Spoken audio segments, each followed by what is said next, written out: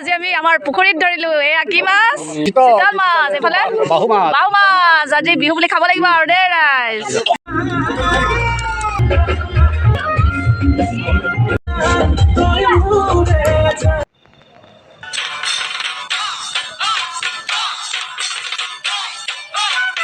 আমাৰ মাছৰ তৰকাৰী ইয়ামানিয়ে কোকোমেলন চাইছে আৰু হাঁহ মাংস ভাজি থকা হৈছে বহা খাবলৈ টেষ্টি হৈছে নে মাহী কেনেকুৱা হৈছে খানাটো